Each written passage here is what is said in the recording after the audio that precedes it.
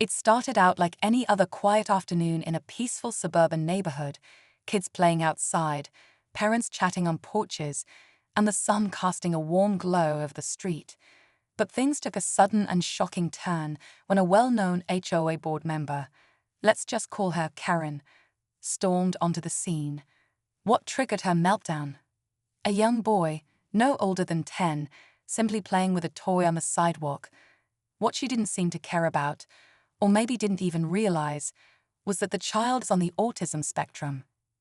Instead of showing understanding or patience, she exploded, raising her voice, flinging accusations, and berating the poor kid in front of stunned neighbors.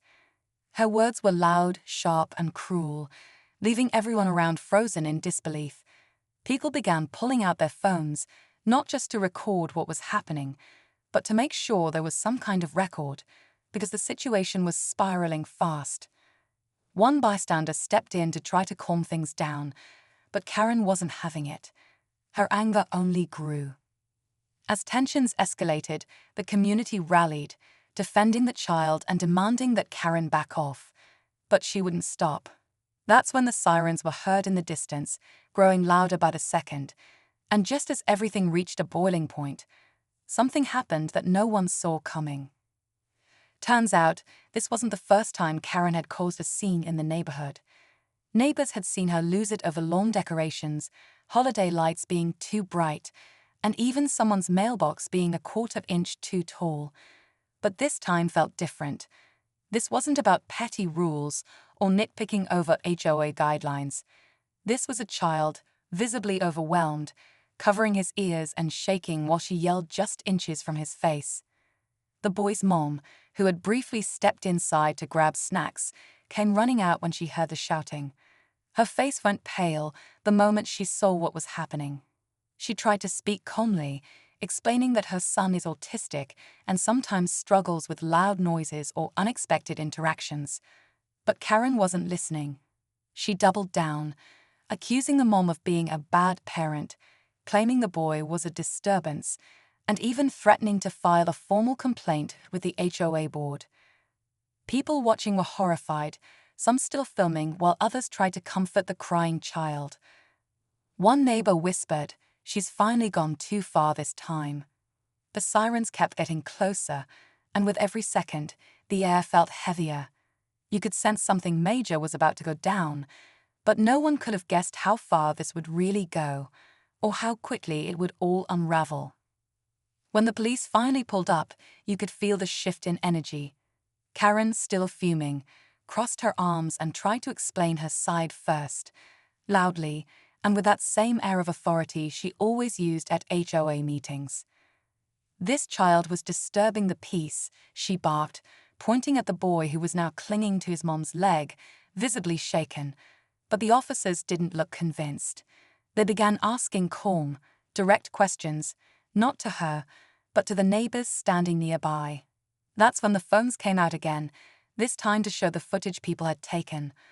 One neighbor, an older man who had lived on the block for over 20 years, shook his head and told the officers, "She's been bullying people for years, but this crossed a line."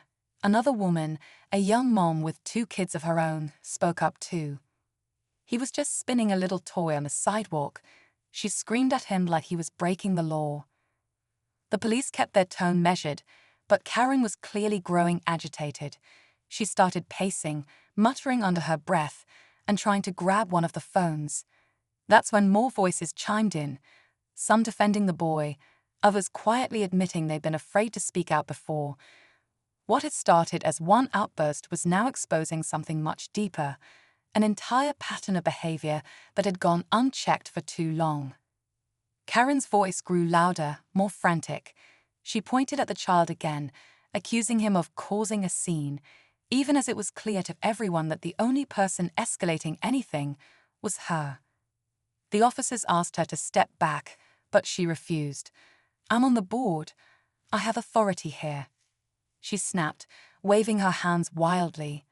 The mother held her son close, her voice calm but firm, saying, "Please stop yelling. You're scaring him." But Karen wasn't hearing anyone anymore. Her face was flushed, her movements jerky, like she was unraveling in real time. A small crowd had formed now. People who had once avoided Karen's drama were finally speaking up. One neighbor mentioned how she'd called code enforcement on them for planting the wrong kind of flowers. Another shared how Karen tried to fine them for chalk drawings their kids made on the sidewalk. As more stories came out, the tension kept building. This wasn't just about today. It was about years of fear, frustration, and silence suddenly boiling over.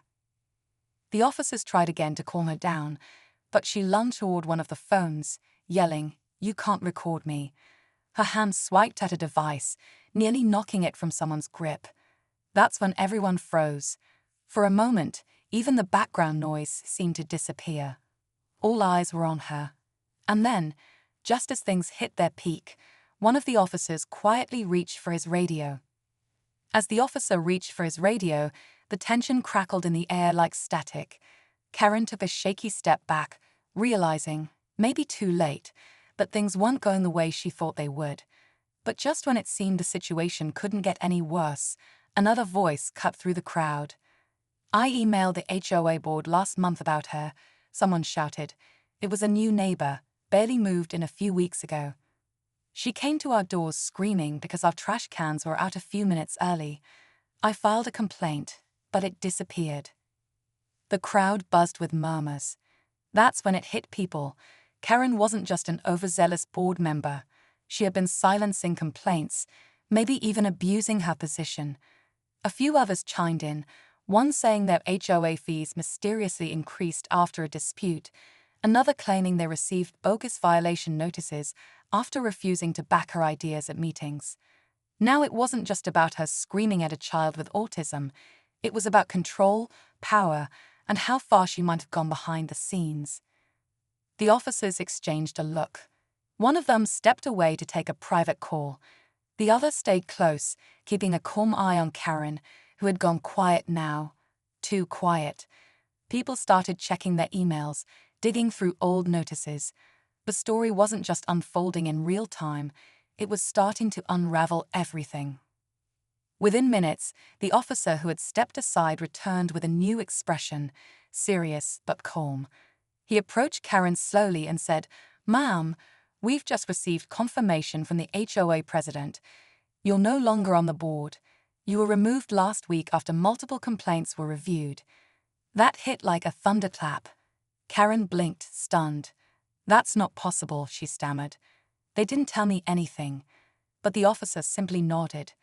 The decision was finalized and sent by certified mail. "You're not authorized to act on behalf of the HOA anymore." Gasps rippled through the crowd. For all her loud claims and aggressive behavior, she had no authority at all, and yet she had still used that false power to harass and intimidate a child, no less. That's when the officers gently but firmly asked her to come with them. She resisted at first, but the reality was sinking in. Her reign of fear was over, and the people around her were no longer afraid to stand up. As she was led toward the patrol car, phones still rolling, the boy's mother knelt down and hugged her son tight. He was calmer now, eyes wide but safe. Neighbors came up to them, offering comfort, support, and apologies for not speaking up sooner. But just as things seemed to finally settle, someone near the back of the crowd said, "Wait, if Karen didn't send those fines, who did?" The crowd turned as the question hung in the air.